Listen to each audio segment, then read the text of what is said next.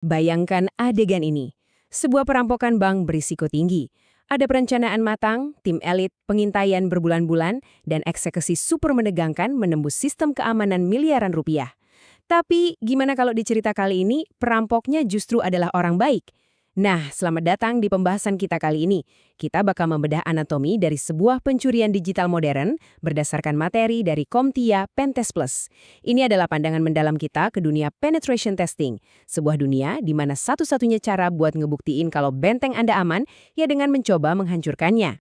Coba pikirin pertanyaan ini. Bagaimana cara terbaik menghentikan seorang peretas? Jawabannya, pekerjakan mereka. Kedengarannya paradoks ya. Tapi anehnya, ini adalah fondasi utama dari industri keamanan cyber modern. Kenapa? Karena sejujurnya, nggak ada perangkat lunak keamanan atau firewall secanggih apapun yang bisa ngalahin kecerdikan otak manusia, apalagi manusia yang mendedikasikan hidupnya buat nyari celah. Orang-orang ini kita sebut ethical hackers atau penetration testers. Jadi, mari kita lihat lebih dekat gimana sebenarnya cara mereka ini beroperasi. Oke, kita masuk ke bagian pertama. Berpikir seperti seorang peretas. Gimana sih cara kerja otak mereka? Gini, buat bisa mempertahankan sebuah sistem, Anda wajib tahu persis cara musuh berpikir dan merencanakan serangan. Anda nggak bisa cuma ngelihat sistem dari kacamata seorang pembuat program. Anda harus ngelihatnya sebagai sebuah teka-teki raksasa. Nah, para peretas etis ini biasanya pakai salah satu dari dua pendekatan utama. Pertama, black box testing. Ini ibarat Anda disuruh ngebobol sebuah gedung, tapi mata Anda ditutup rapat. Anda sama sekali buta soal jaringan target. Ini benar-benar simulasi serangan buta dari luar. Terus, di ujung spektrum lainnya, ada white box testing. Kalau yang ini kebalikannya. Klien ibaratnya langsung menyerahkan cetak biru bangunan ke Anda tahu persis semua jeroan sistem internal mereka sebelum mulai menyerang. Tapi tunggu dulu, siapa sih sebenarnya musuh yang lagi kita simulasikan di sini? Dalam penetration testing, penguji itu meniru berbagai level threat actors atau aktor ancaman. Spektrumnya luas banget, mulai dari script kiddies, ya ini amatir yang cuma modal download alat gratisan di internet, lalu ada hacktivists yang geraknya didorong oleh motif politik, naik level lagi ada organized crime alias sindikat kejahatan terorganisir yang murni mencari duit. Dan yang paling ngeri, nation states. Ini adalah peretas elit yang didanai langsung oleh sebuah negara dengan sumber daya nyaris tanpa batas. Nah, seorang peretas etis yang andal harus bisa meniru taktik dari semua kelompok ini. Lanjut ke bagian kedua, aturan main dan perencanaan. Ini adalah aspek legal yang sangat krusial. Sebelum satu baris kode pun ditulis, ada satu perisai hukum tebal yang harus disiapin. Anda mungkin nanya, apa sih bedanya kriminal siber sama seorang profesional? Jawabannya simpel, yaitu izin resmi dan batasan yang disepakati. Ada tumpukan dokumen hukum yang wajib ditandatangani. Ada Master Service Agreement atau MSA yang atur syarat umum kerjasama.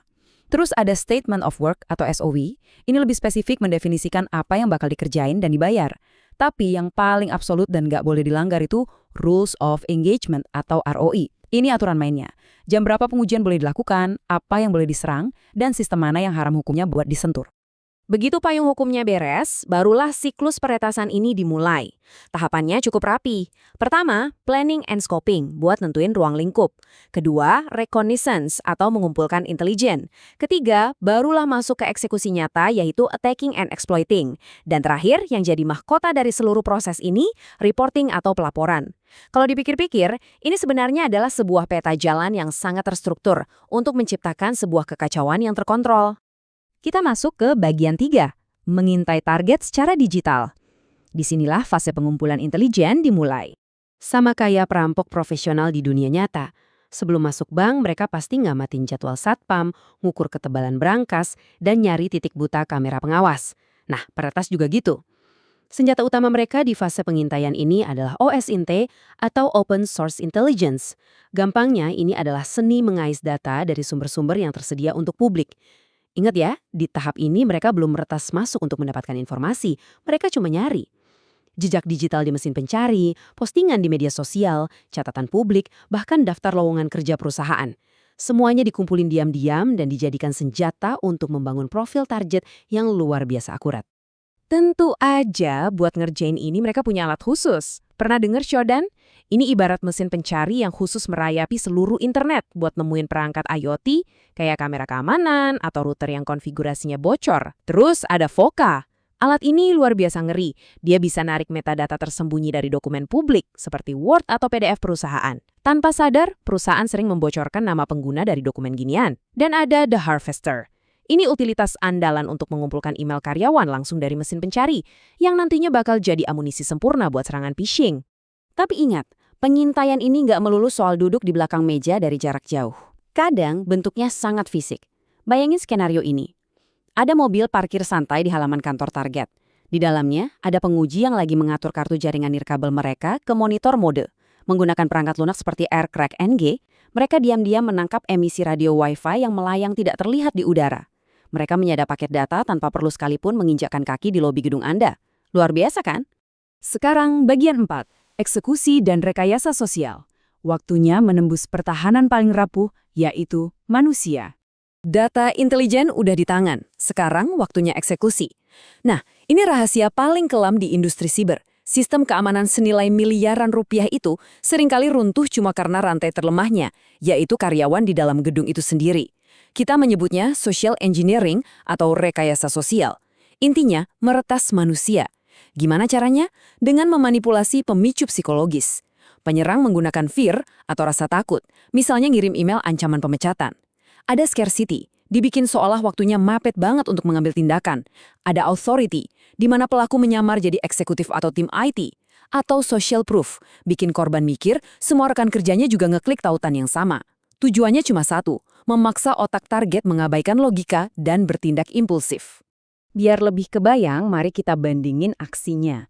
Kalau phishing biasa, itu kayak menebar jala. Peretas ngirim email palsu, ngaku-ngaku dari departemen penggajian ke ratusan karyawan, ngarep ada satu orang apes yang merespons. Tapi kalau peretas kelas kakap, mereka pakai teknik whaling. Sesuai namanya, mereka berburu paus.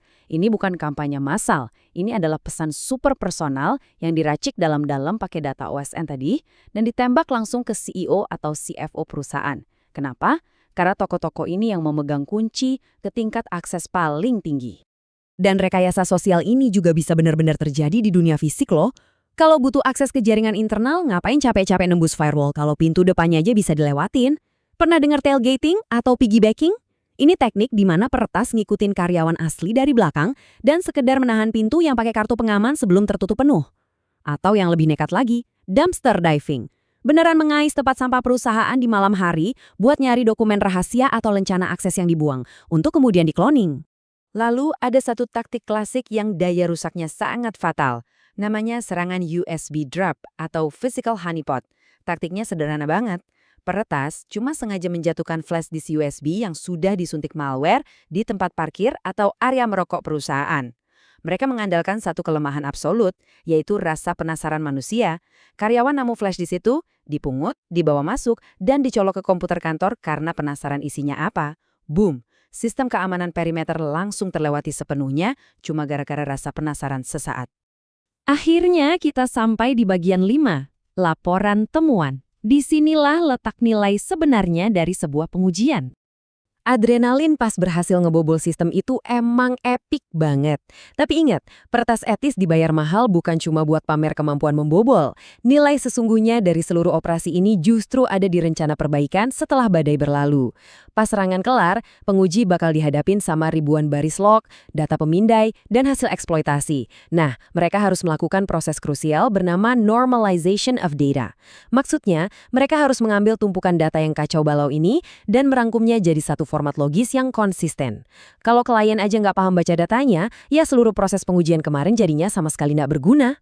Setiap kerentanan yang ditemukan tadi bakal dinilai risikonya secara objektif. Biasanya pakai sistem CVSS. Nah, ini penting nih.